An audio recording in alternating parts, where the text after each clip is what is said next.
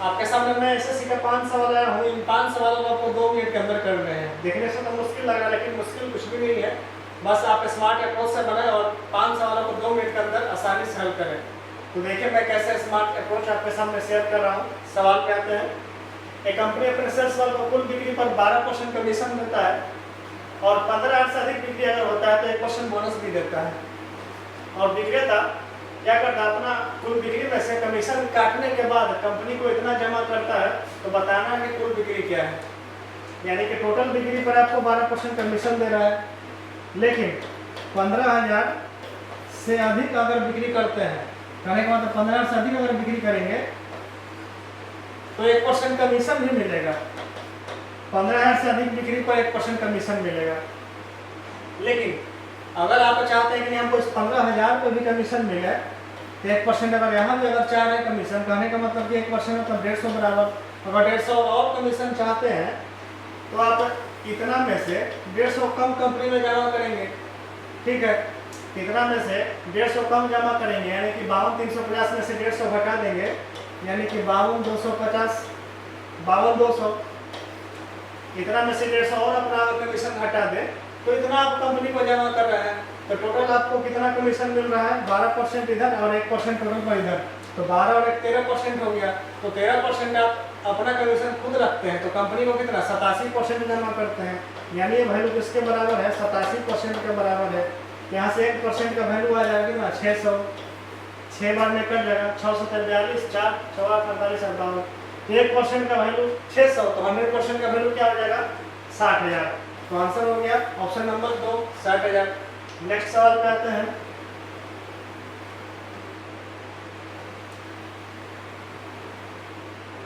ये सवाल देखिए, साधारण व्याज से रिलेटेड सवाल है ये सवाल भी एसएससी में पूछ रखा है। एसएससी 2014 में 9,000 को 3 भाग यानी 3%, 4% और 6% की दर से निवेश करता है। 3%, 4% और 6% की दर से निवेश करता है, और तीनों मामलों से समान ब्याज पर मिलता है। समान ब्याज का मतलब अगर पहला पार्ट x होगा, सेकंड पार्ट y होगा, तीसरा पार्ट z होगा, तो इसका इंटरेस्ट बराबर इसका इंटरेस्ट बराबर इसका इंटरेस्ट, तीनों का बराबर होगा। तो हम यहाँ से मूलधन का रेशियो निकाल लेते हैं। तो मूलधन का रेशियो निकालने के लिए 3, 4, 6 से कटने वाला अंक आप ले लीजिए 12। तो तीनों का रेशियो क्या आ जाएगा? 3 से काटेंगे तो 4 बार में, 4 से काटेंगे तो 3 बार में, और 6 से काटेंगे तो 2 बार में। यही मूलधन का रेशियो आ गया। आपसे क्या पूछा? 6% पर निवेश की राशि क्या है? तो 6% वाला इसका वैल्यू क्या है? 2, यानी 6% पर 2 पार्ट निवेश किया गया है। तो 9,000 को आप इसी रेशियो में बांटेंगे तो 4 और 3 7 तो 9, 9 से काटेंगे तो कितना हो जाएगा? 1,000। और 6% वाला का वैल्यू कितना है? 2। तो 2 का वैल्यू क्या हो जाएगा? 1000 × 2, 2000, यानी ऑप्शन नंबर 2। चलिए नेक्स्ट सवाल पे आते हैं। थर्ड नंबर सवाल, इस सवाल को पढ़ेंगे। क्या कहना चाहता है? 6400 की राशि वार्षिक चक्रवृद्धि ब्याज पर हम निवेश करेंगे। यही 6400 आपको इतना हो जाएगा, यानी 6400 हो जाएगा। कितना हो जाएगा? 7056।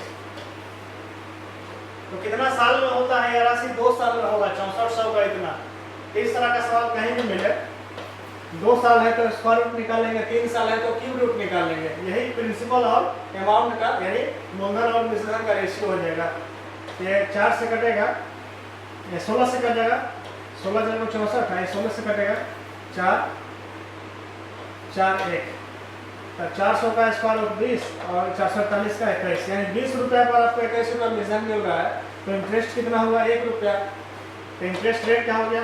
1/20 × 100, यानी 20/100, यानी 5%, यानी ऑप्शन नंबर 1। नेक्स्ट सवाल पे आते हैं।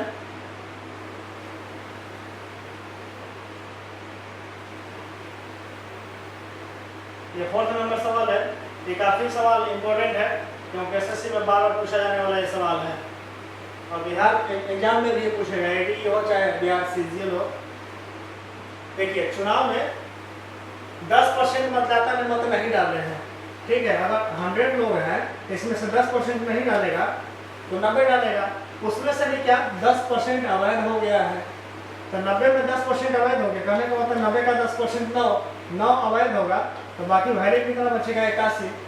और उसमें से भी वैध मतों का विजेता उम्मीदवार को वैध मत का 54% मिला, तो वैध मत 81 है, 81 में से इसको 54 मिलेगा, तो अगला कितना मिलेगा 46।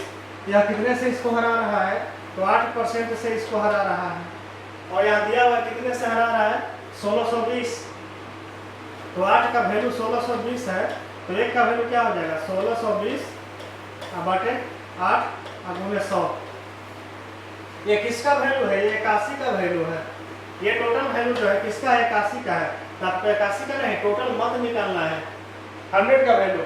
इसमें आप क्या करेंगे 81 से डिवाइड करेंगे और जितना आएगा इसमें 100 से इंटू करेंगे, तो 81 से कटेगा 2 बार में, ठीक है,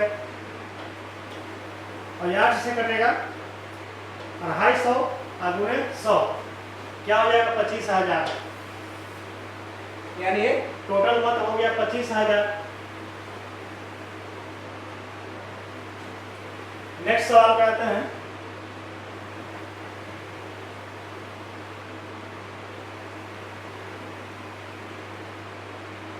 ये थोड़ा सा कॉम्प्लेक्स है, लेकिन कॉम्प्लेक्स कुछ नहीं, थोड़ा सा लैंग्वेज बड़ा कर दिया है।